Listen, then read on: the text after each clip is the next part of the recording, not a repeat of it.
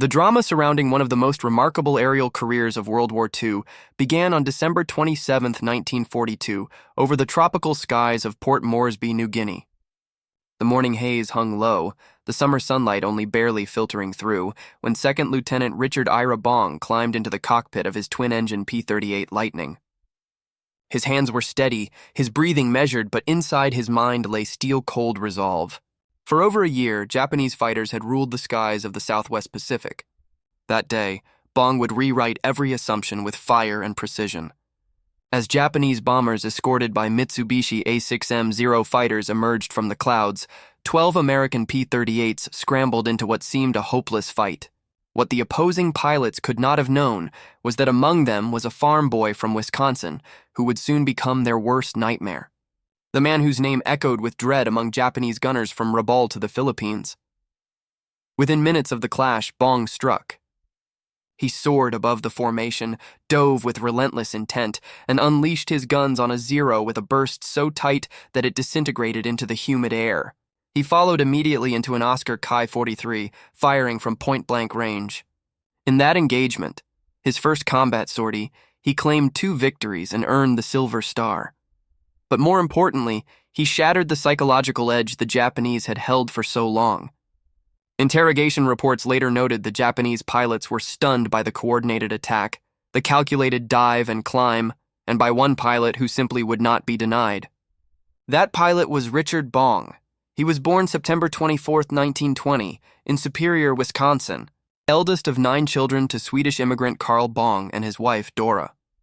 Raised on a modest farm, Bong grew into a young man united by curiosity and discipline. One summer day in 1928, he watched presidential aircraft fly overhead and decided the sky was his. He built model airplanes, devoured aviation magazines, and enrolled in the civilian pilot training program. He had natural ability and analytical clarity. He saw the world in angles, trajectories, and possibilities. In 1941, he enlisted, went through gunnery training at Luke Field under the instruction of Captain Barry Goldwater, and his instructors flagged him as extraordinary. Flight after flight, he calculated deflection, closure, and lead with an intuition seldom matched. Assigned to fly the Lockheed P-38 Lightning, a novel twin-engine fighter with blistering speed, long range, and formidable armament, Bong thrived. The aircraft required mastery, tolerance for risk, and confidence. Many feared the Lightning. Bong ruled it. He apprenticed in combat in Australia and New Guinea, absorbing the tactics of Captain Thomas Lynch, who taught that Americans could not dogfight Zeros on equal terms, but must climb, dive, strike, and extend. Bong assimilated the doctrine and refined it: climb high, seek the sun, dive fast, fire short, then escape. On that humid December morning, he executed the plan to deadly effect. His trajectory thereafter ascended rapidly. On January 7-8, 1943, he added multiple kills in long engagements across New Britain and the Bismarcks, demonstrating not only skill but composure in odds that would have broken lesser pilots. He did not take risks for glory. He leveraged positioning, speed, and precision. Over the next months, his victories mounted. On July 26, 1943, amid overwhelming odds, he downed 4 aircraft in one mission, earning the Distinguished Service Cross. All along, he remained quietly effective. He never lost a wingman. He never celebrated flamboyantly. He simply destroyed his targets. By April 1944, he had more than 40 confirmed kills, surpassing the record of World War I ace Eddie Rickenbacker, and becoming America's top fighter ace. With fame came the stage, but Bong rejected it. A tour in the U.S., war bond rallies, photo spreads, he disliked the spotlight. Letters to his bride Marge conveyed the discomfort of the hero persona. He would rather be in a cockpit than behind a microphone. When his commander grounded him from combat to preserve morale, Bong found a loophole. He could fly missions if not specifically assigned to seek them, and so he quietly continued to add victories. His approach to aerial combat was forensic. He calculated that his best shots were often made at under 100 yards, that the Lightning's twin engines conferred not just power but survivability, that altitude was equalizer, and that the P-38's strengths mitigated the Zero's superior maneuverability at low altitude.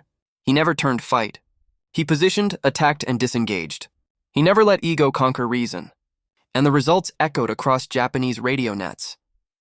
They encountered the twin-boom fighter flown by the pilot, the Ghost.